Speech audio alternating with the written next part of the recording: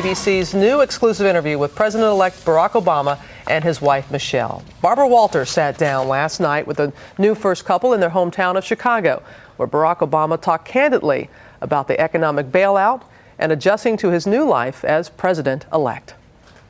How did you feel when you read about the three heads of the auto companies taking private planes to Washington? Well, I thought maybe they're a little tone deaf to what's happening in America right now. This has been a chronic problem, not just for the auto industry. I mean, when people are pulling down $100 million bonuses on Wall Street and taking enormous risks with other people's money, that indicates a sense that you don't have any perspective on what's happening to ordinary Americans. Should bank executives, it's almost Christmas time, forego their bonuses? I think they should. That's an example of taking responsibility. I think that if you are already worth tens of millions of dollars and you are having to lay off workers, the least you can do is say, I'm willing to make some sacrifice as well, because I recognize that there are people who are a lot less well off who are going through some pretty tough times. How are you going to get along without your BlackBerry? This is a problem.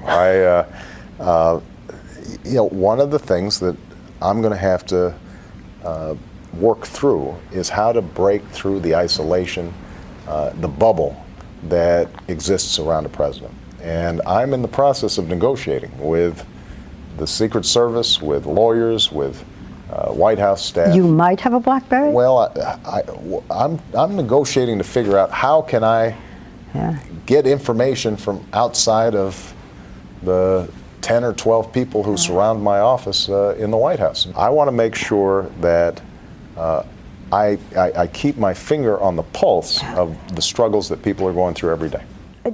So tough to give up that BlackBerry. And of course, Barbara just returned with this interview, joins us now. You were just in Chicago hours ago. That's right, yeah. Had a chance to sit down with the Obamas, as we just saw. How are they doing? Together, they're very funny. I've never seen this relaxed. By the way, he's losing so far that negotiation about the BlackBerry. But of course, their main concern is about, the two little girls and how they have a life that's not in a bubble, how they have a life that's as normal as possible. And you'll be surprised at how they're going to make that happen.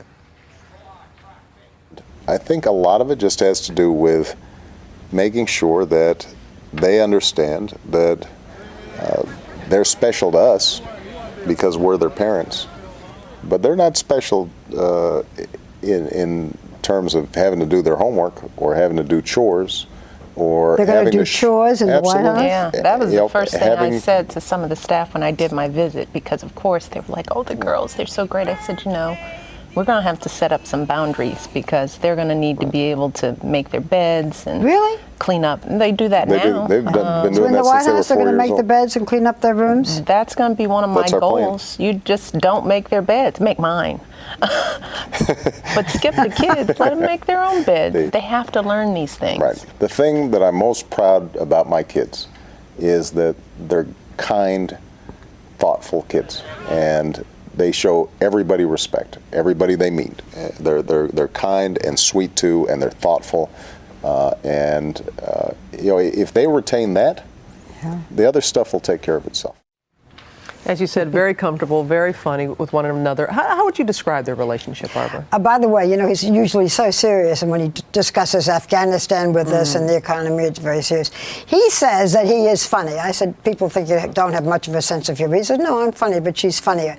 They did something that I think everyone can relate to. We sit down with the interview, and Mrs. Obama is talking, and he bends over and says, just a minute, dear, and he takes on camera the lipstick off her teeth.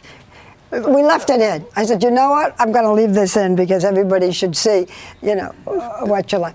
They're very, I don't know how to put it, I don't want to gush. They're very cute and very funny in this interview together. Of course, Thanksgiving is tomorrow. What are their plans? She says that they're going to have 60 people at least, and he says, yeah, mostly her relatives. She says, I'm not cooking. She said, and I quote, my husband ran for president. I should have an out of cooking something for dinner. So she's just going to she'll be a lady of leisure, more or less, at the dinner. We see how they are very comfortable with each other going back and forth, but who gets the last word a lot? She says she does. And he says She gets the last word, and I'm quoting him, "When Mama's happy, everyone is happy." And she talked too about the fact, that he is always so cool and so on. And he says, "Yeah, but sometimes she gets under my skin." And I said, "Well, what?" And he said, "Well, when she's unreasonable." She does keep him grounded. She gives him the little nudges here and there. When he talks about not wanting to be in a bubble, she won't let him be in a bubble. And that's when you see her teasing and trying to not put him down, but saying, "Hey, let's remember who we are, just the two of us." Quite a partnership. Well, Barbara, thank you. I know you just landed hours ago, and to bring us a sneak peek, we appreciate it. And you can see all of Barbara's exclusive interview with the Obamas on a special edition of ABC's 2020. You can see it tonight at 10, 9 Central.